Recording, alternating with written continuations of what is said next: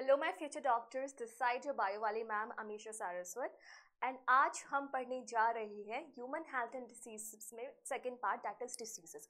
इससे पहले हमने इम्यूनिटी को अच्छे से डिस्कस कर लिया था कि कैसे हमारा इम्यून सिस्टम अलग अलग टाइप के पैथोजेंस के अगेंस्ट फाइट करता है। ठीक है, हमने ये भी पढ़ लिया था कि सारे ही माइक्रोब्स डिसीज कॉजिंग पैथोजेंस नहीं होते हैं।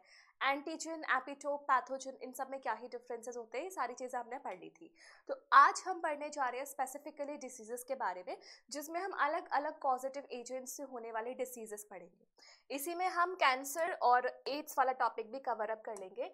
तो सबसे पहले एक बार डिसीजेस का क्लासिफिकेशन कर लेते हैं। डिसीजेस, ठीक है, on the basis of causative agents. Causative agents के बेसिस पे डिसीजेस के कितने टाइप्स हैं? पहला होता है bacterial, then we have viral, then we have protozoan, then we have helminthic, and last we have fungal disorders. ठीक है, तो ये पैथोजेंस है जिसके बेसिस पे हमने डिसीजेस का कैटेगराइजेशन किया हुआ है। एंड फॉर नीट हमें पता होना चाहिए कि कौन सी डिसीज बैक्टीरिया से होती है और कौन सी डिसीज वायरस से होती है। तो बैक्टीरियल डिसीजेस के एग्जांपल्स हैं टाइफाइड। टाइफाइड के बाद और क्या है हमारे पास? Dysentery, plough, diphtheria. ठीक है, ये वाली बीमारियां किससे होती है? हमारे बैक्टीरिया से। वायरल डिसऑर्डर्स की अगर मैं बात करूं तो वायरल डिसऑर्डर्स को कौन कॉज करता है?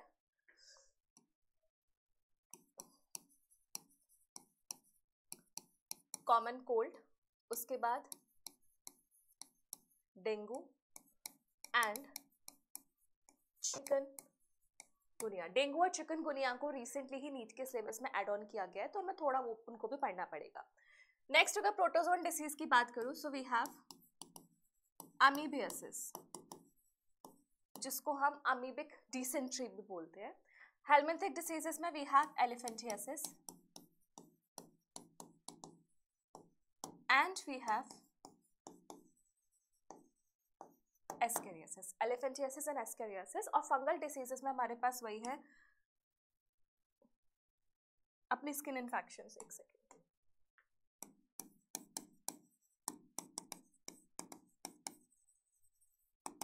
तो कुल मिला के हमें इन सारी डिसीजेस को आज के चैप्टर में कवर अप करना है। तो सबसे पहले स्टार्ट करते हैं बैक्टीरियल डिसीजेस में भी टाइफाइड की। देखो, टाइफाइड को कॉज करने वाला जो एजेंट होता है उसका नाम है salmonella typhimurium. So you must know the causative agent, it is Salmonella typhimurium. ठीक है, और टाइफाइड का बच्चों एक और नाम है, टाइफाइड को हम एंटेरिक फीवर भी बोलते हैं क्योंकि हमारे एंटेरिक सिस्टम को ये अफेक्ट करता है। Enteric system is another name of digestive system. ठीक है, सो दूसरी चीज क्या समझ में आई? ये जो टाइफाइड है it is also called as enteric fever. ठीक है, कैसे होती है डिसऑर्डर? तुम लोग बाजार में जाके गोलगप्पे वगैरह खाते हो, है ना? ये एक फूड एंड वाटर कंटामिनेशन से स्प्रेड होने वाली डिसीजेस है। मान लो किसी ने कोई फूड कुक किया और वो फूड कुक करने से पहले गया था फ्रेश होने के लिए and he did not washed his hands. तो ऐसे केसेस में क्या होता है, जो अनहाइजीनिक फूड प्रैक्टिसेस होती है उससे बहुत ज़्यादा चांसेस होते हैं कि हमें टाइफाइड का इन्फेक्शन हो जाए। ठीक है, so next important point is food and water contamination disease. कैसे फैलती है? फूड और वाटर कंटामिनेशन से। अगर एक बार टाइफाइड हो जाए तो हमारी बॉडी में क्या क्या सिम्टम्स आते हैं ये ध्यान रखना। सस्टेन्ड हाई फीवर, बहुत तगड़ा फीवर आता है और वो रहता है, परसिस्ट करता है। कितना 39 to 40 डिग्री सेल्सियस।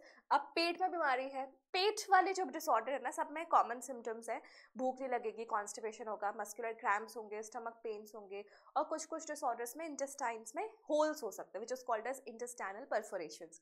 तो यहाँ पर सस्टेन हाई फीवर है, स्टमक पेन, कॉन्स्टिपेशन मरोड़ हो जाती है जो, लॉस ऑफ एपेटाइट, भूख नहीं लगेगी, और काफ़ी सीवियर केसेस में इंटेस्टाइन में होल्स हो सकते हैं और इंसान की डेथ भी हो सकती है।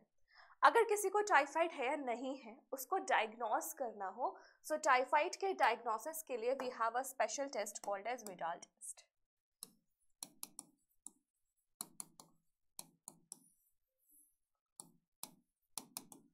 डायग्नोस्टिक टेस्ट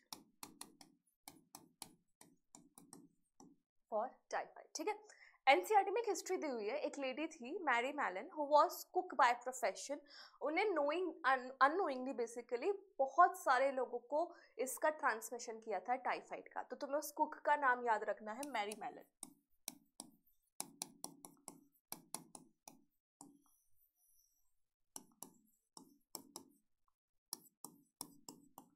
स्प्रेडेड टाइफाइड, ठीक है। क्या इंपॉर्टेंट है टाइफाइड के बारे में, इसका कॉजेटिव एजेंट, इसका दूसरा नाम, और ये किस तरीके से होता है वो भी इंपॉर्टेंट है।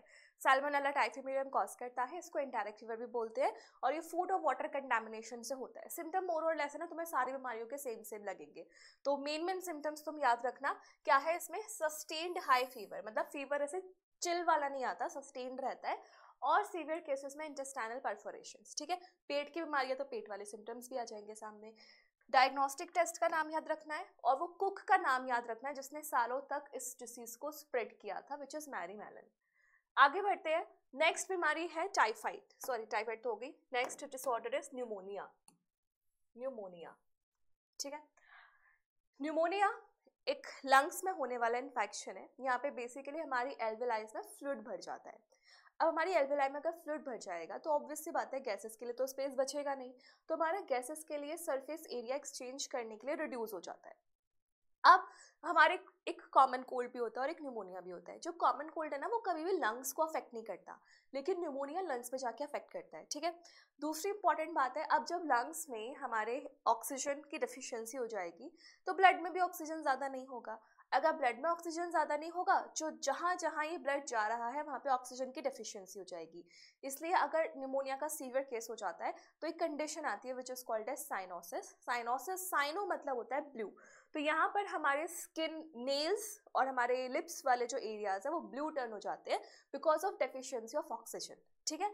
इसका मैंने तुम्हें शायद डायग्राम भी बनाया हुआ है, ये देखो, ये तुम्हारा एक हेल्दी एल्वेलाई है, यहाँ पे पूरा एम्प्टी स्पेस है, जाके एयर आ सकती है, और यहाँ पर देखो फ्लूइड भर गया है। अब ये फ्लूइड भर चुका है, एल्वेलाई स्वलन अप हो चुकी है, तो ऑब्वियस सी बात है ऑक्सीजन नहीं आएगी। तो ऐसे केस में क्या कंडीशन आएगी, साइनोसिस, ठीक है। ग्रे ब्लू कन्वर्ट हो जाता है हमारे लिप्स और नेल्स। तो वही लिखा है, कौन कॉज करता है, स्ट्रेप्टोकोकस न्यूमोनिया, यानी कि सर्कुलर बैक्टीरिया है, ठीक है। Streptococcus pneumoniae and haemophilus influenzae, दोनों ही नाम इंपॉर्टेंट है, दो both are the causative agents of pneumonia. It influences alveoli affect हो जाते हैं, और एल्वेलाई में क्या हो जाता है, फ्लूइड बढ़ जाता है। नेक्स्ट, कैसे ट्रांसमिट होता है, मान लो अगर किसी को न्यूमोनिया है और वो छींक दे, या फिर वो कुछ मतलब कुछ ऐसा एक्सेल कर दे जिसमें ड्रॉपलेट्स प्रेजेंट हो उसके रेस्पिरेटरी ट्रैक्ट के, तो जो भी पर्सन उसके कंटेक्ट में आएगा उसको बहुत ज़्यादा चांसेस हो जाएंगे निमोनिया से अफेक्ट होने के। सो मोड ऑफ ट्रांसमिशन क्या है, इसके लिए एक वर्ड यूज है एनसीईआरटी में, ड्रॉपलेट्स और एरोसोल्स। ड्रॉपलेट्स और aerosols released by an affected individual, या फिर sharing glasses and utensils with the infected person. तो मतलब ये इन्फेक्शियस डिसीज है, इन्फेक्शियस डिसीज जो फैल सकती है, जैसे कैंसर है वो इन्फेक्शियस डिसीज नहीं है लेकिन ये इन्फेक्शियस डिसीज है, ठीक है। सिम्टम्स क्या है, रेस्पिरेटरी प्रॉब्लम्स है, फीवर आएगा, चिल्स आएंगे, कफ आएगा, हेडेक आएगा, और सबसे इंपॉर्टेंट सीवियर केसेस में क्या आ जाना है, हमारे lips and finger nails will turn grey to bluish and this condition is called as cyanosis. आया समझ में? इसके बाद और कुछ बैक्टीरियल डिसीजेस हैं जो एनसीईआरटी में बस नाम है, उनका डिटेल्ड वर्जन नहीं है, तो तुम्हें इसमें इतना ध्यान लगाने की जरूरत नहीं है, बस मैं कॉजेटिव एजेंट्स बता देती हूँ। हो सकता है बस ऐसा हो जाए कि बहुत सारी डिसीजेस तुम्हारे सामने आए, उसमें पूछे कि कौन सी बैक्टीरियल है कौन सी वायरल है, तो उसके लिए याद रखना। तो सबसे पहले डाइसेंट्री की बात करें तो इसको कौन कॉज करता है?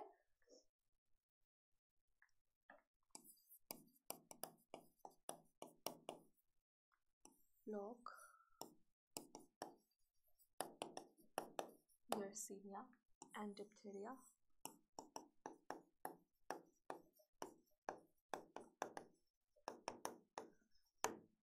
कॉर्निबैक्टीरियम, ये इसके कॉजेटिव एजेंट्स है। शिगेला बैक्टीरिया, फ्लॉक को यर्सीनिया पेस्टिस एंड डिप्थीरिया को कॉर्निबैक्टीरियम डिप्थीरिया।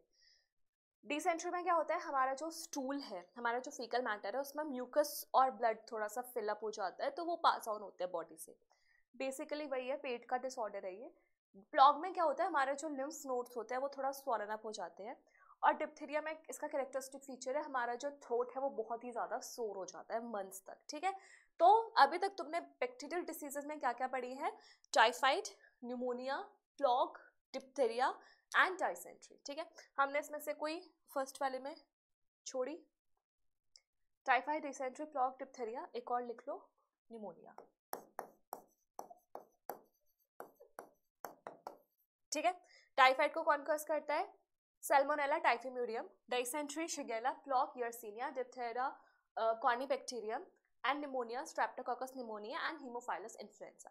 अब बारी है हमारी वायरल डिसीजेस की, शायद वायरल है आगे, हाँ वायरल डिसऑर्डर।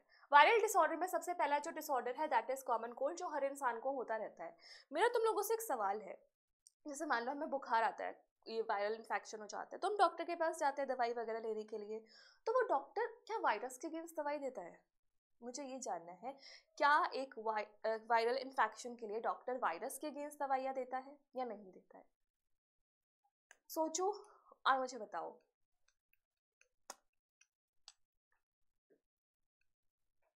देखो, वायरस वाला जो हमारा ये कॉमन कोल्ड होता है, उसमें डॉक्टर ना तुम्हारे सिम्टम्स की दवाई देता है, डॉक्टर तुम्हारे वायरल इन्फेक्शन की दवाई नहीं देता। उसका रीज़न ये है because virus are the hijackers. वो हमारे बॉडी के सेल में आके हमारे ही बॉडी के सेल को हाईजैक कर लेता है और उसको अपने लिए काम कराने के लिए मजबूर करता है। सो इनडायरेक्टली अगर हम वायरस को टारगेट कर रहे हैं, सो दैट टारगेट जो तुम ड्रग ले रहे हो, जो कुछ भी ले रहे हो, that is going to harm your individual cell only, क्योंकि वायरस का तो कोई रूप है ही नहीं, वो तो हमारे सेल को हाईजैक करता है। तो डॉक्टर्स क्या करते हैं, हमारे जो सिम्टम्स हैं उनके अगेंस्ट दवाइयाँ देते हैं। ठीक है, वायरल इन्फेक्शन जो होता है फिर अपने आप ही धीरे धीरे with in a due fraction of time like 7 days से आगे तक वो अपने आप ही डिसॉल्यूट हो जाता है। ठीक है, सो कॉमन कोल्ड को कौन कॉज करता है? Rhino virus. Rhino virus important है, बहुत सारे बच्चे इसको रेट्रो वायरस भी पढ़ लेते हैं, राइनो वायरस है। ठीक है, नोज और respiratory passage but not lungs, important है।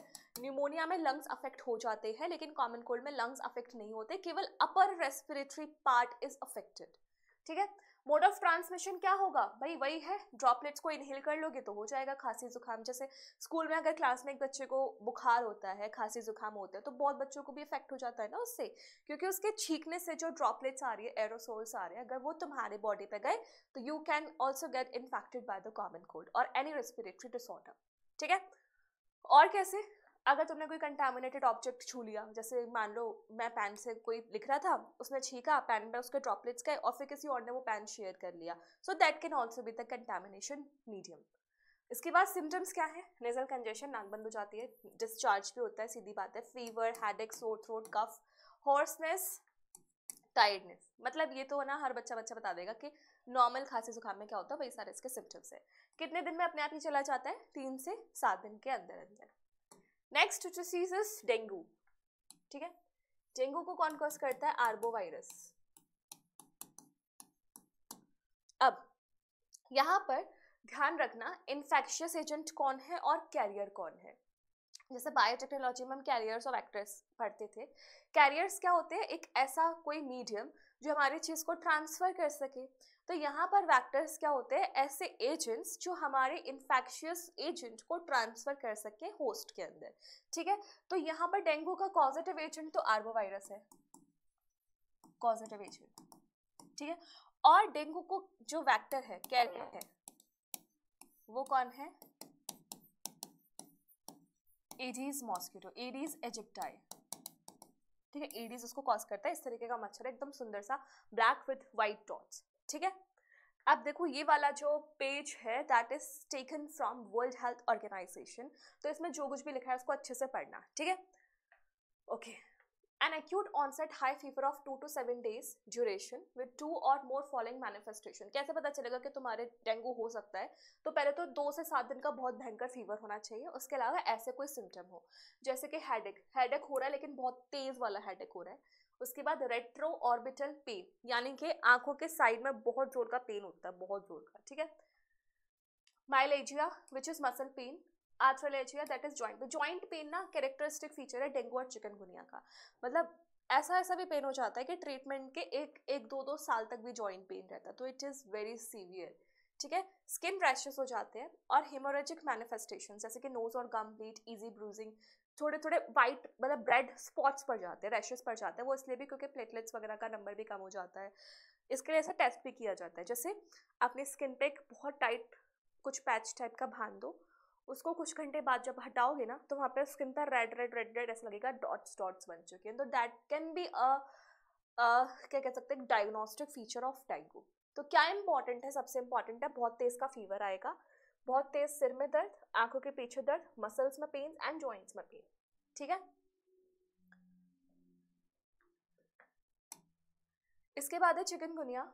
Chikungunya is also caused by arbovirus, इसको हम ऐसे भी बोल देते हैं चिकनगुनिया वायरस और डेंगू वायरस, और इसका जो वेक्टर है वो अगेन एडीज मॉस्किटो,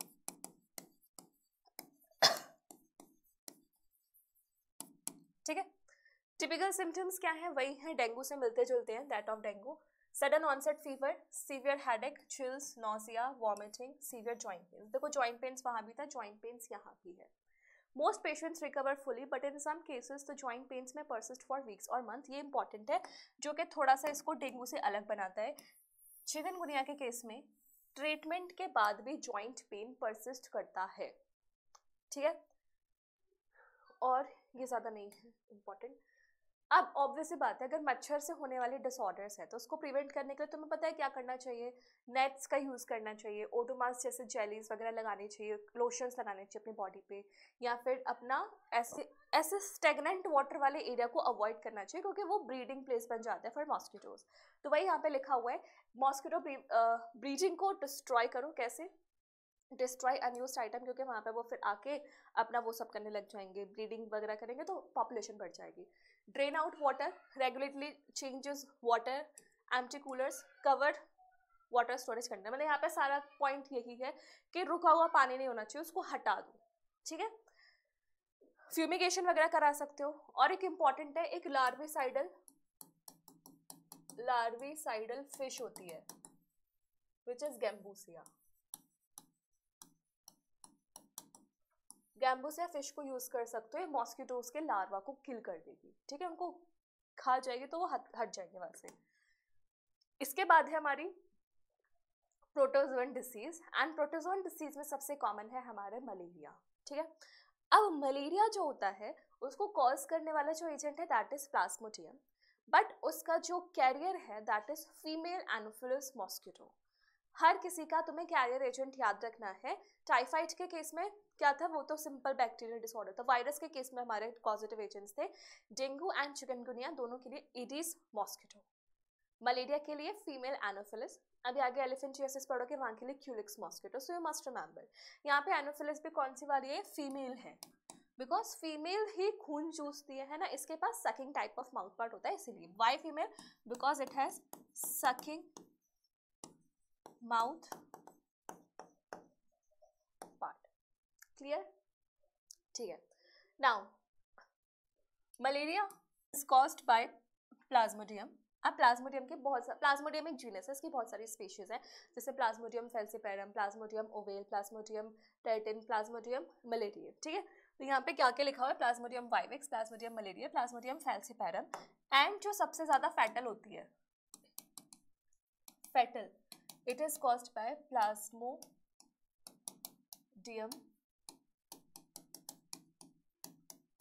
फेल्सीपेरम, ठीक है। अब यहाँ पे इसको और क्या बोलते हैं इम्पॉर्टेंट, इसको मैलिग्नेंट मलेरिया भी कहा जाता है। जो प्लाज्मोडियम फैल्सीपायरम मलेरिया कॉज करते हैं that is also called as malignant malaria. ठीक है, कैसे ट्रांसमिट होता है? फीमेल एनोफिलिस मॉस्किटो से। सिम्टम्स क्या आते हैं? सिम्टम्स के लिए तो मैं थोड़ा सा साइकिल समझना पड़ेगा, ये एनसीईआरटी में साइकिल बनी हुई थी। ठीक है, सबसे पहले क्या होता है फीमेल एनोफिलिस, देखो कुछ इंपॉर्टेंट चीजें हैं। सबसे पहले क्या होना चाहिए तुम्हें पता होना चाहिए, इसको होस्ट कितने लगते हैं। ठीक है, तो ये डायजेनेटिक है, मतलब इसको 2 होस्ट्स लगते हैं। अब इसमें से एक होगा प्राइमरी होस्ट और एक होगा सेकेंडरी होस्ट। ठीक है, प्राइमरी होस्ट वो होता है जिसके अंदर हम कंप्लीट करते हैं सेक्सुअल रिप्रोडक्शन,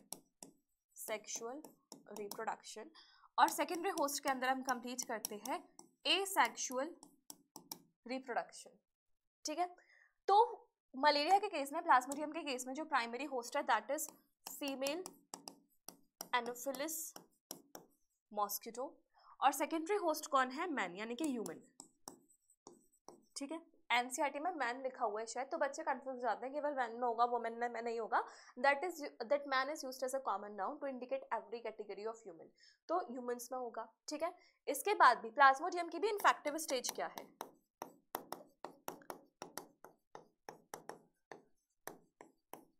प्लाज्मोडियम किस स्टेज में इन्फेक्ट करता है? तो उस इन्फेक्टिव स्टेज का नाम है बच्चों स्पोरोजोइट्स।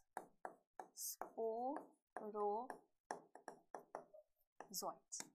ठीक है, अब होगा क्या? फीमेल एनोफिलिस मॉस्किटो जो होती है उसके ना सलाइवरी ग्लैंड्स में बहुत सारे स्पोरोजोइट्स अरेंज प्रेजेंट रहते हैं। स्पोरोजोइट्स कुछ ऐसे होते हैं, ऐसे। ठीक है, अब क्या होगा, ये फीमेल एनोफिलिस मॉस्किटो भिनभिनाती हुई आई और इसने किसी को इंजेक्ट किया, तो उसके स्पोरोसाइट्स इसके ब्लड में चले जाएंगे, है ना। तो यहाँ पे वही दिखा रहा है, सबसे पहले फीमेल एनोफिलिस है, इसने बाइट किया, तो इसके बाइट की वजह से यहाँ पे क्या रिलीज हो जाएंगे? स्पोरोजोइट्स। ठीक है, इसकी जो पूरी साइकिल चलती है सेक्सुअल एसेक्सुअल रिप्रोडक्शन की, उसमें से एक स्टेज का नाम है स्पोरोजोइट्स। अब ये स्पोरोजोइट्स कहाँ जाएंगे? लिवर में, और यहाँ पर जाके क्या करेंगे? अपना और ज्यादा एसेक्सुअल मल्टीप्लिकेशन करेंगे। ठीक है, एनसीईआरटी में यहाँ पे वो लिखा हुआ नहीं है, आगे दोबारा बता दूंगी। अब ये लिवर में गए, लिवर में इन्होंने एसेक्सुअल रिप्रोडक्शन किया, अब ये घूम घूम के वापस से कहाँ आ गए? आरबीसी में। ठीक है, आरबीसी में अपना एसेक्सुअल रिप्रोडक्शन करने के बाद ये कुछ स्ट्रक्चर्स बनाएंगे, शायद तुम्हें यहाँ से समझ में ना आ रहा हो, मैंने इसको अच्छे से दोबारा बना देती हूँ। मान लो एनोफिलिस, फीमेल एनोफिलिस आई, ठीक है, और इसने ह्यूमन को बाइट किया। Female anopheles come and it bite human. ठीक है, अब क्या होगा? इसकी वजह से ह्यूमन का जो ब्लड है, इस ह्यूमन के ब्लड में क्या आ जाएंगे? स्पोरोजोइट्स। ये स्पोरोजोइट्स फिर कहाँ गए? लिवर में। कहाँ गए? लिवर में, और लिवर के अंदर इन्होंने क्या परफॉर्म किया? ऑब्वियस बात है एसेक्सुअल रिप्रोडक्शन, है ना, एसेक्सुअल रिप्रोडक्शन। तो ना यहाँ पे बीच में बहुत सारी इंटरमीडिएट स्टेजेस बनती है, सिंगेट स्टेज, बहुत सारी स्टेजेस। मैं कुछ इंपॉर्टेंट स्टेजेस के नाम बता रही हूँ। यहाँ पर ये स्पोरोसाइट्स अपने आप को कन्वर्ट कर लेते हैं क्रिप्टोमीरोजोइट्स में, क्रिप्टोमीरोजोइट्स। ठीक है, एसेक्सुअल रिप्रोडक्शन कंप्लीट होगी, अब ये घूम के यहाँ से जाएंगे आरबीसी के अंदर, ये हमारी बन गई आरबीसी। ठीक है, आरबीसी के अंदर गए। अब यहाँ पे क्या होता है, ये अपनी एसेक्सुअल रिप्रोडक्शन को और परफॉर्म करते हैं, और यहाँ पे जो नेक्स्ट स्टेज बनती है दैट इज कॉल्ड एज मीरोजोइट्स।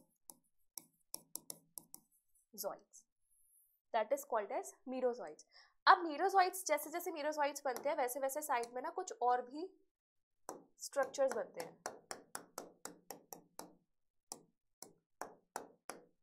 ठीक है, जैसे ये स्ट्रक्चर्स ब्लड से, इस आरबीसी से बाहर निकल के ब्लड में रिलीज होते हैं, वैसे ही सडन से एकदम ठंड वाला बुखार आता है। इन चीजों को क्या बोलते हैं? जो ग्रैन्यूल्स बन रहे हैं यहाँ पर, these are called as hemozoin granules. Hemozoin granules के रिलीज होते ही अचानक से बहुत तेज का हाई फीवर आता है। Hemozoin granules, their release cause high chills, ठीक है। और ये पीरियोडिक होता है, पीरियोडिक, जैसे हर 3 दिन बाद या हर 2 दिन बाद ये अपने आप को रिपीट करेगा जैसे जैसे इसकी साइकिल वाली स्टेज पे आती जाएगी। अब आगे क्या होगा नेक्स्ट स्टेज में, ये जो हमारे मीरोजोइट्स हैं ये कन्वर्ट हो जाएंगे किसमें, ये कन्वर्ट हो जाते हैं आरबीसी के अंदर ही, within RBC, female gametocyte and male gametocyte, ठीक है। ये कन्वर्ट हो गए female gametocytes and male gametocytes. अब मान लो फिर से उस इंसान को एनोफिलस मॉस्किटो ने इन्फेक्ट किया, ठीक है। अब क्या होगा, वो एनोफिलस मॉस्किटो इनके गैमेटोसाइट्स को उठा लेगी, क्या होगा, फिर से हमारी मच्छर आई, हमारी मछली आई, ठीक है। जैसे उसने इन्फेक्ट किया, उसने गैमेटोसाइट्स को उठाया और इसके इसके इसके इसके गट वाले रीजन में, गट में इन गैमेटोसाइट्स ने क्या परफॉर्म किया, सेक्सुअल रिप्रोडक्शन। फीमेल एनोफिलस के गट में परफॉर्म हुई है सेक्सुअल रिप्रोडक्शन, और इस सेक्सुअल रिप्रोडक्शन का जो रिजल्ट बना है दैट रिजल्ट इज स्पोरोजोइट्स। ये क्या है, रिजल्ट है सेक्सुअल रिप्रोडक्शन का। ये स्पोरोजोइट्स बन कहाँ रहे हैं, गट में, मोस्ट इंपॉर्टेंटली स्टमक, गट में भी कौन सा पार्ट, स्टमक, ठीक है, formed in stomach, but these are stored in salivary glands of female anopheles। बहुत इंपॉर्टेंट है, याद रखना that sporozoites are found in the stomach, but ये स्टोर कहाँ रहते हैं, फीमेल के salivary glands में, ताकि फटाफट से वो उसको इंजेक्ट कर दे। तो ये है लाइफ साइकिल ऑफ प्लाज्मोडियम, समझ में आई। पहले प्लाज्मोडियम ने ह्यूमन को इन्फेक्ट किया, स्पोरोजोइट्स रिलीज हुए, लिवर में गए, क्रिप्टोमीरोजोइट्स बना, लिवर से वो आरबीसी में पास हुए, मीरोजोइट्स बने और कुछ हिमोजोइन ग्रैन्यूल्स बने। जैसे हिमोजोइन ग्रैन्यूल्स रिलीज होंगे तो यहाँ पर क्या होगा, पीरियोडिक हाई चिल्स वाला फीवर होगा, और फिर मीरोजोइट्स कन्वर्ट हो जाएंगे मेल एंड फीमेल गैमेटोसाइट्स में।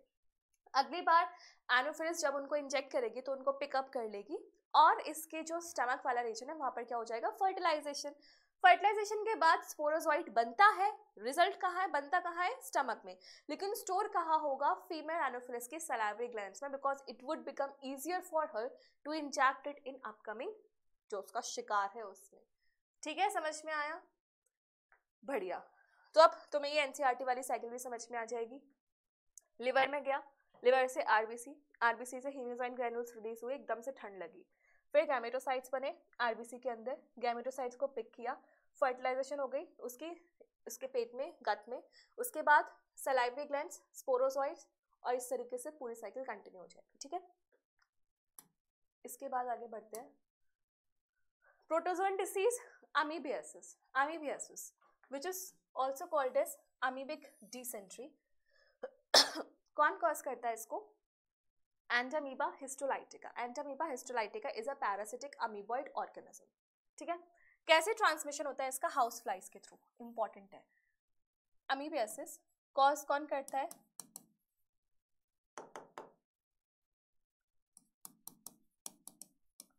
एंटामीबा हिस्टोलाइटिका, ये कॉजेटिव एजेंट है, बट इसका जो कैरियर है वो कौन है, हाउस फ्लाई, क्लियर। इसके बाद ये ऑब्वियस सी बात है, ये कैसे फैलेगी, फूड और वाटर कंटामिनेशन से, इसलिए कहते हैं ऐसी जगह से खाना नहीं खाना चाहिए जहाँ पे मक्खियाँ भिन बनाती हो, क्योंकि मक्खियाँ जो होती है बहुत सारे जो पैथोजेंस उनकी कैरियर होती है, जिसमें से एक है हमारा एंटामीबा हिस्टोलाइटिका, ठीक है। इसमें क्या होता है, इसके सिम्टम्स कॉन्स्टिपेशन, एब्डोमिनल पेन्स, इसमें बेसिकली ना क्या होता है, ये कुछ वो रिलीज करता है, ट्रोफोजोइट्स होती है, स्किन फैक्टिव स्टेज, ट्रोफोजोइट्स हमारे लार्ज इंटेस्टाइन को जाके अफेक्ट करते हैं और वहां पर परफोरेशंस वगैरह को कॉज कर देते हैं। जैसे मैं तुम्हें अच्छे से बताऊं, ये एंटामीबा हिस्टोलाइटिका है, लार्ज इंटेस्टाइन को अफेक्ट कर रहा है, तो यहाँ पर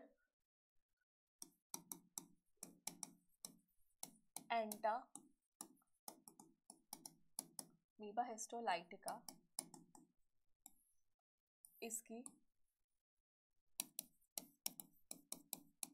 इन्फेक्टिव स्टेज का नाम है स्पोरो ट्रोफो, अरे यार ट्रोफोजोइट। ट्रोफोजोइट्स कहाँ जाते हैं? लार्ज इंटेस्टाइन के अंदर, और लार्ज इंटेस्टाइन में जाके करते हैं ये क्या करते हैं? Cytolysis and histolysis. लाइसिस मतलब डैमेज, साइटो मतलब सेल्स का और हिस्टो मतलब टिश्यूज का। तो यहाँ पे क्या होता है? सेल ब्रेकिंग, एंड यहाँ पर क्या हो जाएगी? Tissue breaking. इस हिस्टोलाइसिस की वजह से इसका नाम पड़ा है हिस्टोलाइटिका, हिस्टोलाइसिस कॉज करता है। तो ऑब्वियसली बात है भाई, जब लार्ज इंटेस्टाइन है वहाँ पे म्यूकस वाले सेल्स भी होंगे, जब वहाँ पे हिस्टोलाइसिस होगा तो वहाँ से म्यूकस वगैरह बाहर पास करेगा। तो यहाँ पे स्टूल्स आएंगे जिसमें बहुत म्यूकस होगा और ब्लड क्लॉट्स भी आएंगे क्योंकि ब्लड वेसल्स भी रप्चर होने वाली हैं। ठीक है, तो इसका ये पूरा सिस्टम रहता है, कॉजेटिव एजेंट, कैरियर और इसकी इन्फेक्टिव स्टेज। जैसे मलेरिया की इन्फेक्टिव स्टेज थी क्या? प्लाज्मोडियम की स्पोरोजोइट स्टेज, वैसे यहाँ पर इन्फेक्टिव स्टेज है एंटामीबा हिस्टोलाइटिका की ट्रोफोजोइट्स वाली स्टेज। क्लियर? चलो, next is the helminthic disease. Helminthic diseases में तुम्हारी सबसे पहली डिसीजेस आती है ascariasis, which is caused by ascaris lumbricoides, member of aschelminthes. Ascariasis, ठीक है, एस्कैरियस कॉज करता है, और ये इंटेस्टाइनल पैरासाइट्स है। पैरासाइट्स क्या होता है? जो हमारी बॉडी से अटैच होकर उसी से नरिशमेंट लेता है और बदले में डिसीज भी कॉज कर सकते हैं। क्लियर? अब मोड ऑफ ट्रांसमिशन क्या है? जैसा कहते हैं कि छोटे बच्चों को मिट्टी वगैरह नहीं खानी चाहिए। क्यों नहीं खानी चाहिए? क्योंकि उस मिट्टी में एस्कैरियस के स्पोर्स, एग्स वगैरह प्रेजेंट हो सकते हैं। तो जब वो उसको खाएगा तो उसके पेट में क्या हो जाएंगे? कीड़े पड़ जाते हैं ना, वो वाली जो बचपन में बोलते हैं कीड़े पड़ जाएंगे, मिट्टी मत खाओ, ये मत खाओ। तो वो यही है, क्योंकि जो सॉइल है, वाटर है, वेजिटेबल्स है, फ्रूट्स है, इसमें एस्कैरियस के एग्स प्रेजेंट होते हैं। ठीक है, symptoms internal bleeding, muscular pain, fever, anaemia, खून की कमी। भाई सीधी सी बात है, जहां से भी ब्लड लॉस हो रहा है बॉडी से वहां से तो एनीमिया डेफिनेटली हो जाना है। And blockage of intestinal passage. देखो ये है एस्कैरियस लुम्ब्रिकॉइटिस, इंटेस्टाइन में से भरा पड़ा रहता है। ठीक है, तो हमेशा वेजिटेबल्स वगैरह को वॉश करके खाना चाहिए। एंड नेक्स्ट डिसीजेस फिलेरियसिस या फिर एलिफेंटियासिस, क्योंकि इसको कॉज करने वाला जो एजेंट है उसे कहा जाता है filarial worms. And filarial worms में आते हैं व्यूचरेरिया मेलाई एंड व्यूचरेरिया बेनक्रॉफ्टाई।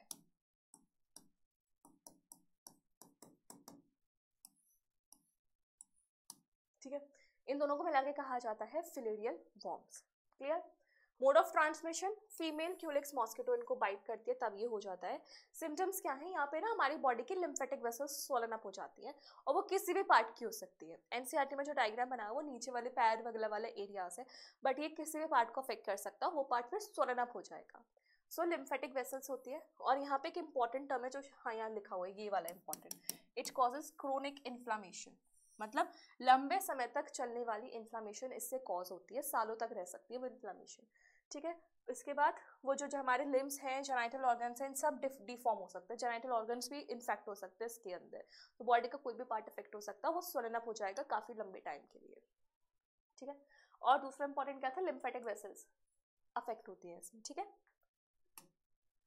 ये हमारी फीमेल क्यूलेक्स मॉस्किटो और ये हमारा एलिफेंटियासिस से अफेक्टेड लेग। क्लियर? कौन सी वेसल्स स्वोलन अप इन्फेक्ट हुई है इसमें? Lymphatic vessels. Next is the fungal disorders. Fungal disorders को हम ज़्यादातर बोलते हैं रिंग वॉर्म्स, दांत, खाद, खुजली, स्किन इन्फेक्शंस होते हैं इसके अंदर सारे। और यहाँ पे 3 फंगल उसके नाम याद रखने हैं, microsporum, trichophyton, epidermophyton. Microsporum, trichophyton and epidermophyton are the causative agents of ring worms.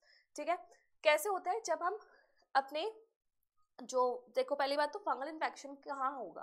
Fungus को ग्रो करने के लिए क्या चाहिए? Warm and humid environment. तो जैसे जिन लोगों के थोड़ा चर्बी टाइप हो जाती है, फिर हमारे जो स्किन फोल्ड्स वाले पार्ट्स जैसे कि आर्मपिट्स हो गए या फिर ग्रॉइंस वाले एरियाज हो गए, वहाँ पर फंगस के ग्रो करने के चांसेस बहुत ज़्यादा होते हैं। इसलिए इंपॉर्टेंट है कि तुम्हारी अपनी पर्सनल हाइजीन रखना भी टॉप मोस्ट प्रायोरिटी होना चाहिए, तो वहाँ पर ये इफेक्ट हो सकते हैं।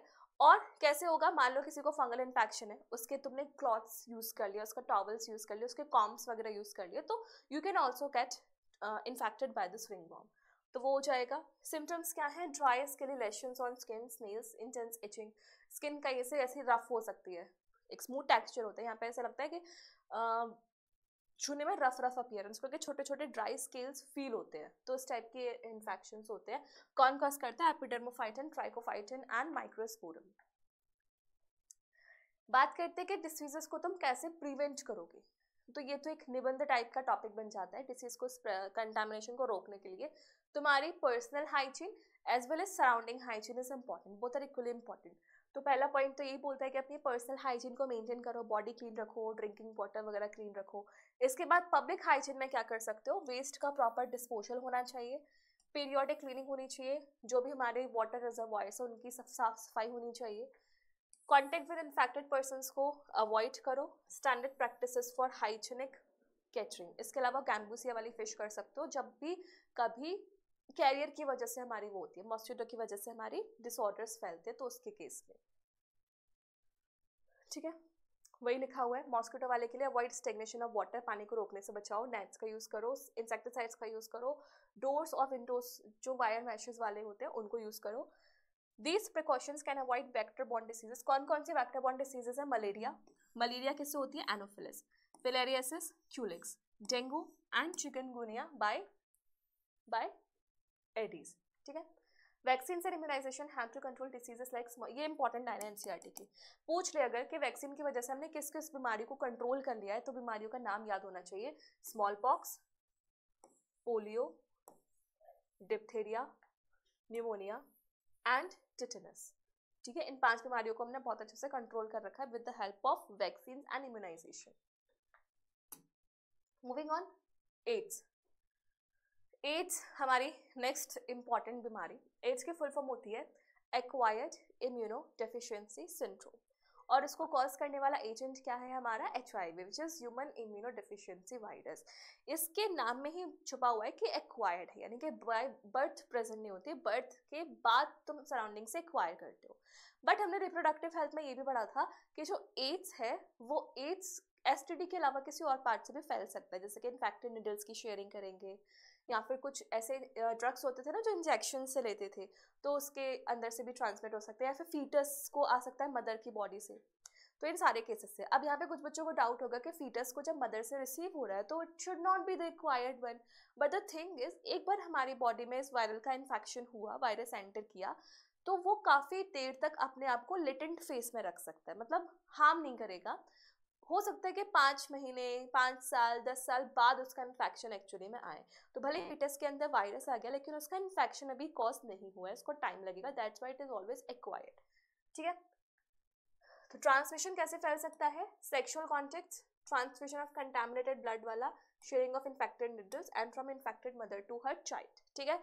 कॉज कौन करता है, HIV, ह्यूमन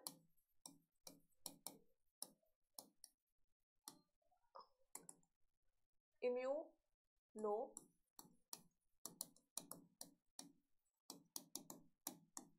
डेफिशिएंसी वायरस। आगे बढ़ते हैं, कौन से ऐसे लोग हैं जिनको हाई रिस्क होता है HIV का, तो individuals with multiple sexual partners, drug addicts जो इंट्रावीनस ड्रग इंजेक्शंस लेते हैं, इंडिविजुअल्स जिनको बार बार ब्लड ट्रांसफ्यूजन चाहिए, या फिर अगर HIV इन्फेक्टेड मदर है तो उसके केस में, ठीक है। अब यहाँ पे इंपॉर्टेंट लाइन है कि HIV केवल फिजिकल टच से नहीं होता, HIV के लिए बहुत इंपॉर्टेंट है कि बॉडी फ्लूइड्स कांटेक्ट में आए, बॉडी फ्लूइड्स का कांटेक्ट में आना इज इंपॉर्टेंट, दैट्स व्हाई तुम्हें याद हो तो barrier methods of contraception prevented HIV, मतलब HIV इन्फेक्शन, क्योंकि बॉडी फ्लूइड्स को कांटेक्ट में नहीं आना चाहिए, ठीक है। टाइम लैग, यानी कि जिसको हम इंक्यूबेशन पीरियड भी बोलते हैं। इंक्यूबेशन पीरियड क्या होता है, पहली बार उसकी एंट्री, और इन्फेक्शन के सिम्टम्स का appearance, that is called as incubation period. तो इसका 5 to 10 ईयर्स तक हो सकता है, मंथ्स टू ईयर्स तक का हो सकता है। लेकिन पहली बार जब किसी को HIV का इन्फेक्शन होगा ना, तो उसके कुछ टाइम बाद ऐसा बुखार आएगा, ऐसे सिम्टम्स आएंगे जैसे कॉमन कोल्ड में आते हैं, तो तुम डिमार्केट उसको नहीं कर सकते। वायरस है तो वायरस तो अपने सिम्टम्स दिखाएगा ही, वायरल सिम्टम्स आएंगे नॉर्मल। ओके, अब होता क्या है, इसकी लाइफ साइकिल को थोड़ा सा समझो। ये जो HIV है,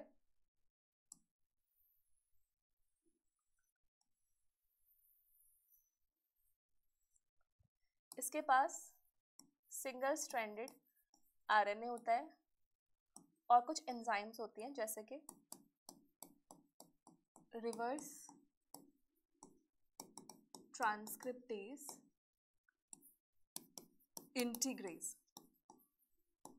इसके पास ये दो एंजाइम्स होती है, रिवर्स ट्रांसक्रिप्टेज और इंटीग्रेज, और एक सिंगल स्ट्रैंडेड RNA। इसके अलावा इसका जो बाहर का प्रोटीन कोट होता है उसमें कुछ प्रोटीन्स होते हैं, बहुत सारे प्रोटीन्स हैं, बट मैं इंपॉर्टेंट वाले प्रोटीन का नाम बता देती हूँ। जैसे मान लो ये है GP120 प्रोटीन। अब ये वायरस क्या आते हैं, वायरस हमारी बॉडी में एंटर करके ऐसे सेल्स को खोजता है जिनके सरफेस पर CD4 रिसेप्टर्स प्रेजेंट हो, ठीक है। तो ऐसा सबसे पहला जो सेल इसको मिलता है that is a macrophage, that is a macrophage. और मैक्रोफेज अपने सरफेस पे क्या लेके घूम रहा है,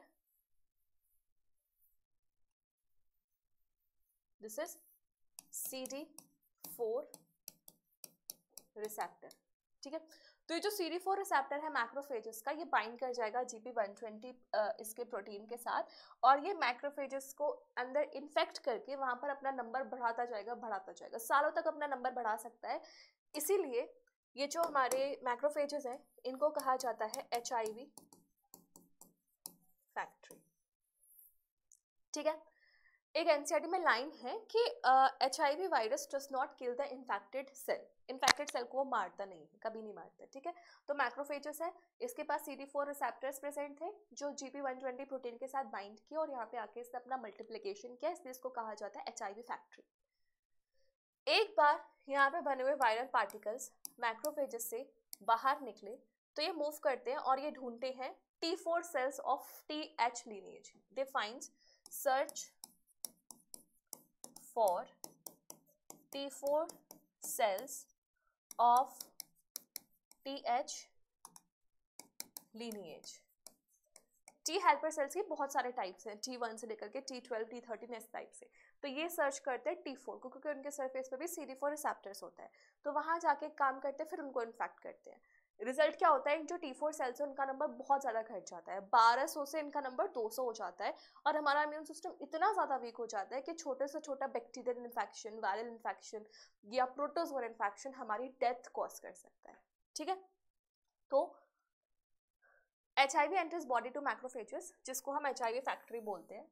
RNA genome replicates in the presence of reverse transcriptase, सीधी सी बात है, उसके पास है RNA, लेकिन रिवर्स ट्रांसक्रिप्टेज एंजाइम लेके बैठा है, लिखा था ना मैंने यहाँ पे रिवर्स ट्रांसक्रिप्टेज एंजाइम, तो रिवर्स ट्रांसक्रिप्शन करेगा और हमारी बॉडी में बनाएगा DNA। इस DNA को हम क्या बोलते हैं, cDNA, एंड cDNA की फुल फॉर्म है कॉम्प्लीमेंट्री DNA, ठीक है। फिर अपनी इंटीग्रेज एंजाइम की हेल्प से इस DNA को हमारे DNA के साथ ही इंटीग्रेट करेगा। तो वही लिखा हुआ है, viral DNA incorporates into host DNAs, infected cell produces virus particle, HIV enters into helper cells, replicates and produces progeny, virus attack other T helper cells in TH lineage, decreases their number, वही वाला part है। Macrophages सबसे पहले, macrophages के बाद T helper sales, और T helper sales में भी T4 वाले जो सेल्स होते हैं उनको अफेक्ट करता है। ये NCERT में बना हुआ जो इसकी लाइफ साइकिल वाला पार्ट है, देखो रेट्रोवायरस है, रेट्रोवायरस क्योंकि रिवर्स ट्रांसक्रिप्शन कर रहा है इसलिए इसको रेट्रोवायरस कहा गया है। रेट्रोवायरस क्या होते हैं, जो रिवर्स ट्रांसक्रिप्शन परफॉर्म करते हैं, ठीक है। RNA है, RNA हमारी एनिमल सेल के पास गया, यहाँ पर इसने DNA बनाया और उस DNA को हमारे होस्ट जीनोम के साथ मिक्सअप कर दिया। अब यहाँ पे न्यू वायरल RNA बनेंगे, न्यू बहुत सारे RNA मतलब RNA कोडेड वायरस इनकोड हो जाएंगे और ये वायरस फिर दूसरे सेल्स को जाके इन्फेक्ट करेंगे, but virus HIV virus does not kills infected cell, point to be noted, ठीक है। लाइफ साइकिल वही है। इस पीरियड में क्या होता है, इंसान को फीवर, डायरिया, वेट लॉस वगैरह होगा। इंपॉर्टेंट ये है due to deficiency of T helper cells ही में be infected with mycobacterium tuberculosis, TB वाला bacteria, virus, fungus and parasites like toxoplasma, और इन सब की वजह से इसको डेथ भी कॉज हो सकती है। अगर इसका डायग्नोसिस करना है तो डायग्नोसिस के लिए we have ELISA test, enzyme linked immunosorbent assay. इसको कैसे करते हैं वो भी मैं तुम्हें बता देती हूँ। बहुत सारे एलाइसा करने के मेथड्स होते हैं, बट हम वो वाला करते हैं जो तुम्हें थोड़ा सा समझ में आए। जैसे मान लो हमारे पास है ना एक किट होती है। मान लो मुझे पता है कि मुझे ना HIV के लिए टेस्ट करना है कि HIV इन्फेक्टेड है पर्सन या नहीं है, तो मैं एलाइसा किट लूंगी HIV टेस्टिंग के लिए। उस किट में ऑलरेडी मेरे पास है ना HIV वाले एंटीजेंस होंगे। जैसे मान लो GB120 वाला प्रोटीन है, तो यहाँ पर HIV एंटीजेंस है। इस प्लेट को कहा जाता है well and it is coated by HIV antigens. ठीक है, सब हमारा किट में प्रेजेंट है इन एलाइसा किट। अब मेरे को शक है एक पर्सन पे जिसको हो सकता है कि HIV का इन्फेक्शन हो, तो उसके बॉडी में कुछ एंटीबॉडीज भी मिलेंगी। तो मैंने क्या किया, इस पर्सन की बॉडी से, ये पर्सन है HIV इन्फेक्टेड हो सकता है, तो इसकी बॉडी से मैंने निकाली एंटीबॉडीज। इसके बॉडी से जो एंटीबॉडीज निकालेंगे उनको नाम देंगे हम प्राइमरी एंटीबॉडीज। ठीक है, अगर ये प्राइमरी एंटीबॉडीज HIV के रिस्पॉन्स में ही बनी है तो obviously they are going to bind with this antigen. तो मान लो ऐसे बाइंडिंग हो गई। ठीक है, ये पेशेंट की बॉडी से हमने एंटीबॉडी डाली, बाइंड कर गई। अब इंपॉर्टेंट क्या है, तो मैं हर स्टेप परफॉर्म करने के बाद इनको पानी से धोना है। मैं क्या करूंगी, इनको पानी से धोऊंगी। इस एंटीबॉडी बाइंडिंग के बाद पानी से धोऊंगी। इससे क्या होगा, अगर बाइंडिंग हुई ही नहीं है तो एंटीबॉडी सेपरेट आउट हो जाएंगी, है ना, आगे का प्रोसीजर फॉलो अप नहीं होगा। लेकिन बाइंडिंग के बाद अगर एंटीबॉडीज नहीं हटी हैं तो इसका मतलब कि बाइंडिंग तो हुई है। अब मुझे ये दिखेगा नहीं, ये बाइंडिंग मेरे को नेक्ड आई से विजिबल नहीं होंगी, तो मेरी ही किट में प्रेजेंट होंगी, एलाइसा किट में प्रेजेंट होती है। इनको कहते हैं हम secondary antibody and these are monoclonal, यानी कि स्पेसिफिक होगी, मोनोक्लोनल होंगी। ये बाइंड कर सकते हैं केवल इस प्राइमरी एंटीबॉडी के साथ। लेकिन इनकी बाइंडिंग मुझे कैसे दिखेगी, इनके एंड पॉइंट्स पे यहाँ पर हम एक एंजाइम अटैच कर लेते हैं, एंजाइम, ताकि मेरे को विजुअलाइजेशन थोड़ा सा आसान हो जाए। तो मैंने इसको वॉश ऑफ किया। वॉश ऑफ करने के बाद मैंने अब ये वाली एंटीबॉडीज इसके अंदर डाली, तो रिजल्ट क्या होगा, अगर ये बाइंडिंग हुई है एंटीबॉडी की तो एंटीबॉडी ऐसे बाइंड कर जाएगी। ठीक है, और इसके एंड पॉइंट्स पे क्या प्रेजेंट है, एंजाइम। ऐसे मुझे वॉश कहाँ कहाँ करना है वो भी इंपॉर्टेंट है। इस बाइंडिंग के बाद वॉश करना था, इस बाइंडिंग के बाद भी वॉश करना है, वॉश। अब मैं यहाँ पे वॉश करूंगी ये सोच के कि अगर भाई ये सब बाइंडिंग नहीं हुई होगी तो ये सब रिमूव ऑफ हो जाएगा। ठीक है, वॉश कराने के बाद इस एंजाइम का मैं डालूंगी सबस्ट्रेट वो फिक्स्ड होता है। मान लो यहाँ पे वो सबस्ट्रेट है, बहुत सारे सबस्ट्रेट होते हैं, हॉर्स रेडिस, पेरोक्सिडिस, बट इसमें तुम्हें इतना डिटेल जाने की जरूरत नहीं है। एक सबस्ट्रेट है इस एंजाइम का, लेकिन ये सबस्ट्रेट क्या है, क्रोमोजेनिक। इसके टूटने से कोई ना कोई कलर प्रोड्यूस होने वाला है। तो अब मैं सबस्ट्रेट को यहाँ डालूंगी और यहाँ पे कलर इम्पार्ट होगा, कलर। ठीक है, ये कलर कब इम्पार्ट हो सकता है, जब हमारे इस वाले पॉइंट पे ये सेकेंडरी एंटीबॉडी प्रेजेंट हुई हो। सेकेंडरी एंटीबॉडी कब प्रेजेंट होगी, जब ये बाइंड करिए प्राइमरी एंटीबॉडी से। प्राइमरी एंटीबॉडी कब बाइंड करेगी, जब वो पेशेंट की बॉडी में प्रेजेंट थी in response to HIV antigen. तो अगर कलर प्रोड्यूस हो रहा है इसका मतलब HIV इन्फेक्शन है, और अगर कलर प्रोड्यूस नहीं हो रहा है तो इसका मतलब HIV इन्फेक्शन नहीं है। But points to be noted is that ELISA for HIV infection diagnosis it is not an confirmatory test, क्योंकि बहुत सारे कुछ अदर वायरल इन्फेक्शन की वजह से भी सारी चीज़ें हो जाती है, पॉजिटिव टेस्ट आ जाता है, तो कंफर्मेशन के लिए हमें फिर PCR या फिर वेस्टर्न ब्लॉटिंग करानी पड़ती है। तो ELISA में क्या है, एक बार इसे देख लो। प्राइमरी एंटीबॉडी हमने पेशेंट से डाली, वॉश किया, फिर हमने सेकेंडरी एंटीबॉडी ली जो हमारी किट में प्रेजेंट थी। सेकेंडरी एंटीबॉडी बाइंड करी है या नहीं करी है, इसके देखने के लिए हमने इसके पीछे एंजाइम अटैच करी है, वॉश किया, एंजाइम का सबस्ट्रेट डाला, अगर बाइंडिंग हुई तो इसका मतलब HIV का इन्फेक्शन था, अगर बाइंडिंग नहीं हुई तो इसका मतलब HIV का इन्फेक्शन नहीं था।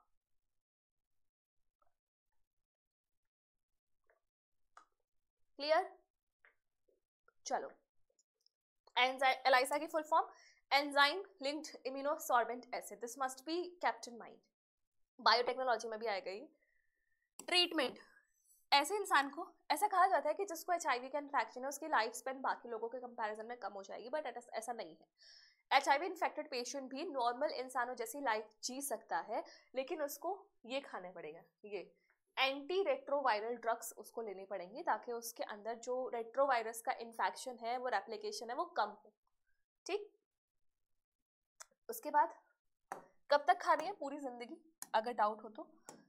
इसके लिए पता नहीं आगे लिखा है या नहीं लिखा, हाँ लिखा हुआ है। चलो, प्रिवेंशन ऑफ एड्स की बात कर लेते हैं। तो पहली बात तो एड्स के लिए बस प्रिवेंशन कर सकते हो, इसके लिए एक फ्रेज है, prevention is better than the cure. इससे भी इंपॉर्टेंट है यहाँ पर एक ऑर्गेनाइजेशन का नाम NACO, which is national AIDS control organisation. ये रहा national AIDS control organisation NACO, जो इंसानों को, लोगों को अवेयर करता है अबाउट एड्स, कि कैसे इसका ट्रांसमिशन होता है, कैसे तुम रोक सकते हो, क्या क्या इसके ट्रीटमेंट्स और प्रिवेंटिव मेजर्स है, उन सब के बारे में। बाकी तुम क्या कर सकते हो, ब्लड ट्रांसफ्यूजन्स को के लिए सेफ्टी, सिरिंजेस का use, sex with multiple partners को अवॉइड करना चाहिए, ड्रग अब्यूज, ये सारी चीजें, इन सबको, ये तो तुम्हें पता ही है, रिप्रोडक्टिव हेल्थ में हमने कवर अप कर लिया है, तो ये सारी चीजें ध्यान रखनी चाहिए। एड्स के लिए इंपॉर्टेंट क्या है, CD4 रिसेप्टर वाले सेल ढूंढता है, इन्फेक्टेड सेल्स को नहीं मारता है। T हेल्पर सेल्स और मैक्रोफेजेस इसके दो टारगेट एरियाज हैं। मैक्रोफेजेस में नंबर बढ़ाता रहता है तो उसको HIV फैक्ट्री बोलते हैं। T4 cells of T helper cell lineage को कम कर देता है, 1200 से 200 नंबर ले आता है, तो बहुत सारे इन्फेक्शंस हो सकते हैं जो कि जानलेवा भी हो सकते हैं। ऐसा कुछ ना हो इसके लिए इंसान को ताउम्र वायरल थेरेपीज का यूज करना पड़ता है। बात आई समझ में? नेको की फुल फॉर्म याद रखना, नेशनल एड्स कंट्रोल ऑर्गेनाइजेशन। बात करते हैं आप कैंसर की। कैंसर जानलेवा और आजकल के टाइम में बहुत ज्यादा सुनी हुई बीमारी कैंसर, ठीक है? अब सुनो, ध्यान दो, होता क्या है, हमारे जो नॉर्मल सेल्स है ना, मान लो ये सेल है, ये ग्रो कर रहा है,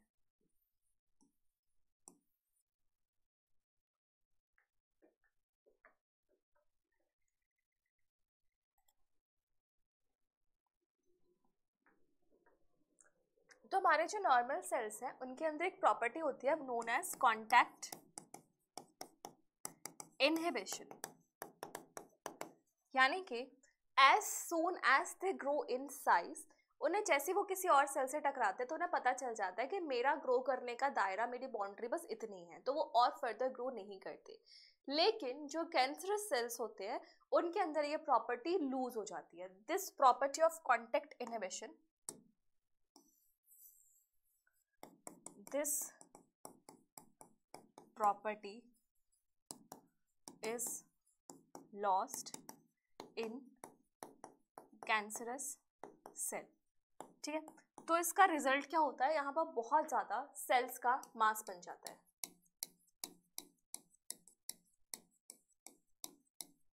ठीक है? इसे हम बोलते हैं नियोप्लास्टिक सेल्स या फिर ट्यूमर या फिर ऑन्कोजेनिक सेल। देखो, ऑन्को वर्ड जहां भी आ गया ना, उससे समझ जाना कि कैंसर है। कैंसर और ट्यूमर में थोड़ा सा डिफरेंस है, इन सेल्स को हम ट्यूमर सेल्स, कैंसरस सेल्स या फिर नियोप्लास्टिक सेल्स बोल सकते हैं। तो ये याद रखना है, कौन सी प्रॉपर्टी लूज हो जाती है, कॉन्टैक्ट इनहिबिशन, ठीक है? तो ये जो कैंसर है, कैंसर की स्टडी को कहा जाता है ऑन्कोलॉजी, और कैंसर के जो स्पेशलिस्ट्स हैं उनको कहा जाता है ऑन्कोलॉजिस्ट, ठीक है? Cancer is abnormal and uncontrolled multiplication of cells resulting in the formation of tumor masses of cells. इसको NCERT में लिखा गया, oncogenic transformations of cell is called as cancer। तो मैं एक बार वो वाली डेफिनेशन भी लिखना चाहूंगी, कैंसर is oncogenic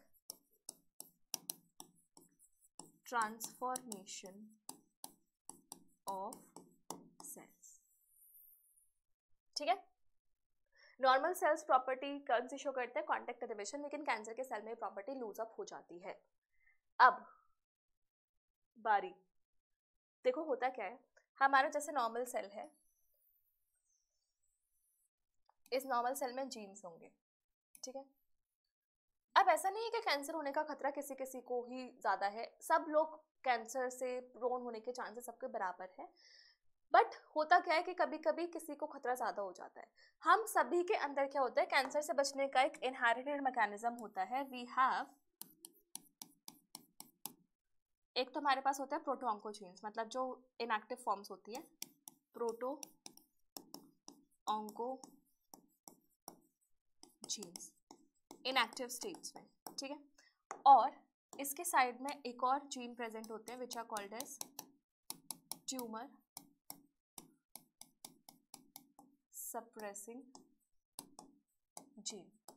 तो ये जो ट्यूमर सप्रेस करने वाला जीन है वो इन वाले जीन्स को हमेशा ही ब्लॉक्ड कंडीशन में रखता है, मतलब कभी इनको एक्टिवेट होने नहीं देता।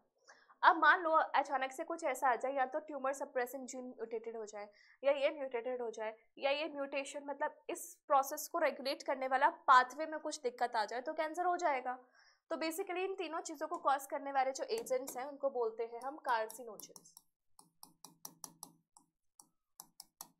कार्सिनोजेंस कैंसर कॉजिंग एजेंट्स जो इस पाथवे को ब्लॉक करते हैं, वो कार्सिनोजेंस है। अभी जो कार्सिनोजेंस हैं, दीज कैन बी फिजिकल, है ना, these can be chemical and these can be biological agents. Physical, chemical और बायोलॉजिकल एजेंट्स हो सकते हैं कार्सिनोजेंस। फिजिकल एजेंट्स में हमारी आती है ionising radiations, ionising radiations and non-ionizing radiations. Ionizing radiations and non-ionizing radiations, अरे यार, ionizing radiations आ जाती है हमारे फिजिकल रेडिएशंस, फिजिकल कार्सिनोजेंस में। आयनाइजिंग रेडिएशंस में एक्स रेज, गामा रेज, ये सारी रेज आ जाएंगी, और नॉन आयनाइजिंग में आ जाएंगी हमारी यूवी रेज। एक्स रेज के रूप में कहा जाता है कि बाकी लोग थोड़ा दूर रहो, क्योंकि repeated exposure of X rays, चाहे लो डोजेस में हो या हाई डोजेस में हो, वो हार्मफुल होगा ही होगा। हाई डोजेस हो कैंसर कॉज हो सकता है, ठीक है। तो रेडिएशन से दूर होना चाहिए। केमिकल में जैसे तुम्हारा एग्जांपल है मस्टर्ड गैस, पहला केमिकल कार्सिनोजन जिसको वर्ल्ड वॉर के टाइम पे यूज किया गया था, मस्टर्ड गैस। या फिर दूसरा एग्जांपल है निकोटीन, इन्हें अपने ही मची पड़ी है, निकोटीन, ठीक है। बायोलॉजिकल में ऑन्कोजेनिक वायरस, एग्जाम्पल है इसका ऑन्कोजेनिक वायरस, जिसके पास वी ऑन्क होता है, यानी कि वी ऑन्क मतलब वायरल ऑन्कोजीन, ठीक है। तो इस तरीके से कैंसर कॉज होता है। अब बात करते हैं कि ट्यूमर, जिसको हम मास ऑफ सेल बोल रहे थे, वो कितने टाइप्स के हैं। तो एक होता है बेनाइग्न ट्यूमर और एक होता है मैलिग्नेंट ट्यूमर। मैलिग्नेंट ट्यूमर को ही हम कैंसर बोल सकते हैं, ठीक है। बेनाइग्न ट्यूमर क्या होता है, एक ही प्लेस पर मास बन जाता है, सेल्स का गुच्छा बन जाता है। मैलिग्नेंट ट्यूमर क्या होता है, जब उसी मास से कुछ सेल्स निकल जाएं और किसी दूसरी जगह पर जाकर इन्वेड कर जाए और वहां पे कैंसर कॉज कर दें, that is called as malignancy. मतलब जब ट्यूमर घूमने निकल जाए तो मैलिग्नेंट ट्यूमर होगा, और जब एक जगह बैठे तो वो बेनाइग्न ट्यूमर होगा। So confined to places of its origin, जहां बने थे वहीं पे बैठे रहेंगे, ये स्प्रेड नहीं होते, do not spread. But malignant क्या होते हैं, मास ऑफ प्रोलिफरेटिंग सेल्स, यानी कि स्प्रेड होंगे। Neoplastic or tumor cells that grows rapidly, invade and damage the surrounding normal tissues. Due to active division and growth, they starve normal cells by competing for nutrients. Cells, important line, cells lot from tumor reach other sites by the blood where they form a new tumor is called metastasis. देखो यहाँ पे मैं कुल मिला के बात बोलती हूँ, हमारा जो मैलिग्नेंट ट्यूमर है ना, मैलिग्नेंट ट्यूमर की कुछ प्रॉपर्टीज होती है। क्या क्या होती है वो, सबसे पहले तो rapid division, malignant tumour rapid division करते हैं। दूसरा, दे परफॉर्म्स मेटास्टेसिस। तीसरा, they causes invasion and they causes starvation. Malignant tumour का जो सेल डिविजन का रेट है वो बहुत अनकंट्रोल्ड होता है, ठीक है। मेटास्टेसिस, हमारी पूरी बायोलॉजी में ना तुम्हें ये 4 मेटा टर्म्स देखने को मिलेंगे। मैं एक बार यहाँ पे लिख देती हूँ मेटा को। एक होगा मेटाजेनेसिस, एक होता है मेटामॉर्फोसिस,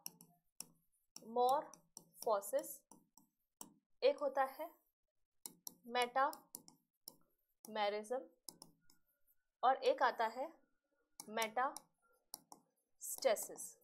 ये 4 मेटा वाले नाम तुम्हें पूरी बायोलॉजी में याद रखने हैं। क्या है ये नाम, एक बार बताती हूँ। मेटाजेनेसिस, ओबेलिया वाला याद है, पॉलिप और मेड्यूसा में जो ऑल्टरनेशन ऑफ जनरेशन होती थी, दैट इज मेटाजेनेसिस। मेटामॉर्फोसिस में क्या होता था, जैसे कि लार्वा से अडल्ट बनने की स्टेज, जैसे कॉकरोच में होती थी पोरोमेटाबोलस मेटामॉर्फोसिस और फ्रॉक्स में होती है रेट्रोग्रेसिव मेटामॉर्फोसिस, तो वो इसका एग्जांपल आ जाएगा। Metamerism example annelids, segmentation of body. And metastasis का मतलब क्या होता है, spread of tumour cells to other areas by blood के थ्रू उनका जो स्प्रेड हो रहा है दैट इज मेटास्टेसिस। तो ध्यान रखने वाली चीजें ये सारी। इन्वेजन मतलब घुसना, किसी जगह पे जाके घुस जाना। मान लो हाथ पे कोई ट्यूमरस सेल्स थे, तो वो जाके घुस गए स्टमक में और वहां पे कैंसर कॉज करने लगे। स्टारवेशन कैसे कॉज होता है, ये जो ट्यूमरस सेल्स होते हैं वो रिलीज करते हैं एंजियोजेनेटिक फैक्टर्स।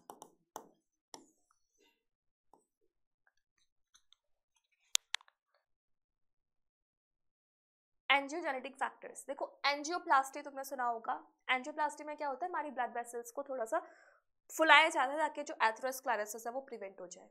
तो angio word is used for blood vessels. तो यहाँ एंजियोजेनेटिक फैक्टर्स क्या होते हैं, ट्यूमरस सेल्स कुछ ऐसे फैक्टर्स रिलीज करते हैं जो ब्लड वेसल्स की सप्लाई उनकी तरफ प्रोवाइड हो जाती है। अगर सारा ब्लड वेसल उनकी तरफ आ जाएगा तो जो सराउंडिंग सेल्स है वो तो भूख के मारे मर जाएंगे, है ना। तो इसीलिए ये क्या करता है, सराउंडिंग सेल्स की स्टारवेशन किसकी इंपॉर्टेंट ये भी है, कहीं तुम सोचो कैंसरस सेल का ही स्टारवेशन हो रहा है, स्टारवेशन ऑफ सराउंडिंग सेल्स। अगल बगल के सेल्स का स्टारवेशन करेंगे, कैसे करेंगे, एंजियोजेनेटिक फैक्टर्स को रिलीज करके, ठीक है। तो ये मैलिग्नेंट ट्यूमर्स के केसेस क्या क्या प्रॉपर्टीज है, रैपिड ग्रोथ होगी, मेटास्टेसिस होगा, इन्वेजन होगा, स्टारवेशन होगा। और ये बायो में यूज होने वाले 4 मेटा एआई। मैलिग्नेंट ट्यूमर को हम कैंसर बोलते हैं, ठीक है। उम्मीद है ये वाला पार्ट तुम्हें समझ में आ गया। ये हो गया बेनिग्न और मैलिग्नेंट। ये कॉजेस क्या है कैंसर के, जो भी मैंने तुम्हें प्रीवियस स्लाइड में बताया था। फिजिकल एजेंट्स जैसे कि ionising radiations, X rays, gamma rays. Non ionising radiation जैसे कि यूवी रेज। केमिकल एजेंट्स में टोबैको जो कि लंग कैंसर होता है। विनाइल क्लोराइड तुमने केमिस्ट्री में पढ़ा होगा जब हम वो पढ़ते हैं, हेलोअल्केन्स हेलोइन्स में भी था और ये उसमें भी था पॉलीमर्स वाले चैप्टर में। ये caffeine, nicotine, mustard gas. Biological agents oncogenic virus, cellular oncogenes, protooncogenes. बस ये वही वाला पार्ट है, जब भी हमारे जो सेलुलर ऑन्कोजीन्स हैं, प्रोटोऑन्कोजीन्स हैं, वो एक्टिवेट हो जाते हैं तो कैंसर कॉज हो जाता है। नेक्स्ट, कैंसर डिटेक्शन कैसे किया जाता है। तो सबसे पहली बात, हिस्टोपैथोलॉजिकल स्टडीज। ये क्या होती है, हिस्टो मतलब टिश्यू, पैथोलॉजिकल मतलब बीमारी को डायग्नोस करने के लिए, मतलब टिश्यू लेवल पर जो तुम जांच पड़ताल करते हो, that is called as histopathological studies. और उसमें से एक कैटेगरी है बायोप्सी। बायोप्सी में क्या होता है, मान लो किसी भी एरिया में हमारे ट्यूमरस सेल्स हैं, तो डॉक्टर उनका एक सैंपल लेता है और उनके सैंपल की डिटेल्ड स्टडी करते हैं कि whether this group of cell is cancerous और इट इज बिनाइन, या क्या भी जो भी चीजें हैं, तो इसको कहा जाता है biopsy. A thin piece of suspected tissue is stained and examined under microscope, histopathological study. अगर ल्यूकेमिया है, ल्यूकेमिया क्या होता है हमारा, ब्लड कैंसर, है ना। ब्लड कैंसर वो भी इंक्रीज हो जाते हैं यहाँ पे WBC। देखो भाई, डिवीजन के लिए न्यूक्लियस चाहिए, आरबीसी में तो न्यूक्लियस ही नहीं होता है, तो आरबीसी की वजह से तो कैंसर होने से रहा। कैंसर किसकी वजह से होगा? डब्ल्यूबीसी। तो ल्यूकेमिया के केस में क्या होता है? Biopsy and histopathological studies, blood and bone marrow test is important. Blood test भी करना है, बोन मैरो टेस्ट भी करना है। क्यों? क्योंकि bone marrow is the site for haematopoiesis. Bone cells, sorry blood cells बनते हैं ना हमारे बोन में, बोन मैरो में, तो बोन मैरो का टेस्ट और ब्लड का टेस्ट दोनों करना है to check the number of sales.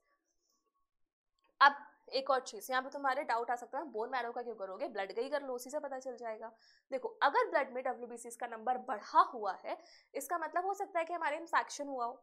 लेकिन बोन मैरो में अगर नंबर बहुत ज्यादा बढ़ रहा है स्टार्टिंग से विदाउट एनी इन्फेक्शन, तो इसका मतलब है कि वहां पे जो माइलॉइड टिश्यूज होते हैं, जो प्रिकर्सर सेल्स होते हैं बोन ब्लड के, उनमें कैंसर हो गया हो। ठीक है, तो हमें पूरी पड़ताल करनी है किस लेवल तक हुआ है। डिटेक्शन कैसे करेंगे? कुछ इमेजिंग टेक्निक्स होती हैं, जैसे कि रेडियोग्राफी। बहुत इंपॉर्टेंट है कि क्या यूज होता है। रेडियोग्राफी, एक्सरेज, सीटी यानी कि कंप्यूटराइज्ड टोमोग्राफी, कंप्यूटर टोमोग्राफी भी बोलते हैं, इसमें भी क्या यूज होती है? एक्सरेज। लेकिन यहाँ पे 3D इमेज बनती है इंटरनल ऑब्जेक्ट्स की, हमारी बॉडी के इंटरनल ऑर्गन्स की। Then we have MRI, magnetic resonance imaging. यहाँ पर मैग्नेटिक फील्ड्स भी यूज होती है along with non-ionizing radiations। non-ionizing radiations मतलब यूवी रेज। तो मैग्नेटिक फील्ड्स और यूवी रेज, देखो तुम यहाँ पे देखो, यूवी रेज और मैग्नेटिक फील्ड्स यूज हो रहे हैं, यहाँ पर केवल एक्सरे यूज हो रही है। तो इन सबसे सेफेस्ट मेथड क्या हुआ? एमआरआई। नीट में पूछा हुआ सवाल है, which of the following is the safest method? तो MRI is the safest method to diagnose cancer.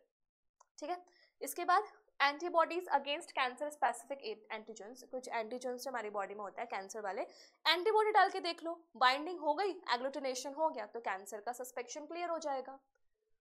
Molecular biology technique to detect cancer related gene, such individual should avoid carcinogens. मान लो हमारे पास ऐसा क्या होता है, कभी कभी कुछ ऐसे जीन्स इनहेरिट हो जाते हैं जो बाकियों के कंपैरिजन में हमको कैंसर से इन्फेक्ट होने की ससेप्टेबिलिटी को इंक्रीज कर देते हैं। क्या बोला मैंने? वैसे तो सबको कैंसर होने का चांसेस ऑलमोस्ट इक्वल है, but still we can get certain genes जो बाकियों के कंपैरिजन में हमारी कैंसर ससेप्टेबिलिटी को इंक्रीज कर देते हैं। तो उन जीन को भी चेक कर सकते हो, अगर वो जीन्स मौजूद है तो कार्सिनोजेंस का जो कॉन्टेक्ट है उसको अवॉइड कर देना चाहिए। ठीक है, इसके बाद ट्रीटमेंट कैसे करोगे? देखो, लोहा ही लोहे को काटता है, कहावत तुमने सुनी होगी। जो रेडिएशन हमें कैंसर कॉज करती है, उन्हीं रेडिएशंस का यूज करके तुम कैंसर को रिमूव भी कर सकते हो। तो सबसे पहला क्या है? रेडियोथेरेपी करके। ठीक है, कीमोथेरेपी, केमिकल्स, लेकिन तुम्हें पता है कीमोथेरेपी का यूज करके साइड इफेक्ट्स होते हैं, एनीमिया, म्यूकोसाइटिस या फिर तुम्हारी ये हेयर लॉस। इम्यूनोथेरेपी, इम्यूनोथेरेपी में क्या किया जाता है, हमारी बॉडी में नेचुरली सेल्स होते हैं, नेचुरल किलर सेल्स, जो कैंसर इन्फेक्टेड सेल्स को किल कर देते हैं, रिमूव कर देते हैं। इम्यूनोथेरेपी में हम अपनी बॉडी में कुछ ऐसे इम्यून रिस्पॉन्स मॉडिफायर्स डालते हैं जो हमारी बॉडी की natural tendency to eliminate cancer cells को इंक्रीज करता है। So the patients are given biological response modifiers. Important है नाम, कौन सा? Alpha interferons, gamma interferons antiviral, alpha interferons biological response modifier. ठीक है, which activates immune system and helps in destroying the tumour. बाकी और क्या कर सकते हैं हम? सर्जरी से कर सकते हैं, सर्जरी से रिमूवल। बाकी कुछ कुछ केसेस ऐसे हैं जहाँ पे सर्जरी, रेडियोथेरेपी, कीमोथेरेपी सब यूज करना है। तो तुम्हें याद रखना चाहिए डायग्नोसिस के लिए क्या क्या था अपने पास? एक्सरेज, उसके बाद वो था एमआरआई और सीटी स्कैन और बायोप्सी। ठीक है, ट्रीटमेंट के लिए रेडियोथेरेपी, इम्यूनोथेरेपी, कीमोथेरेपी, उसके अलावा सर्जरी। पूछा जाता है भैया क्या हो सकता है क्या नहीं हो सकता, तो हमने सारे डिसीजेस को कंप्लीट कर लिया है, bacterial, viral, pathogen, helminthic, fungal diseases, उसके बाद प्रिवेंशन मैकेनिज्म्स देखे, उसके बाद एड्स का ट्रांसमिशन देखा और कैंसर का ट्रांसमिशन देखा। तो मैं तो तुमसे ही बोलूंगी ऑलमोस्ट सारे डिसीजेस के जो सिम्टम्स है वो कॉमन है, बट सब में जो मेन इंपॉर्टेंट कैरेक्टरिस्टिक है that must be memorised very clearly. ठीक है, तो इन सारी चीज़ों को अच्छे से पढ़ लेना और कोशिश ये करना कि तुम हर चैप्टर के एक ही पेज में नोट्स को फाइंड अप कर दो, because in the last it would not be possible for you कि तुम पूरी गीता, रामायण, महाभारत को लेकर बैठ जाओ और रिवीजन करो। सो हार्ड वर्क के साथ your smart work is also important. So see you soon in the next video. Complete करेंगे अपने बायोलॉजी के रिवीजन सेशन को जल्दी.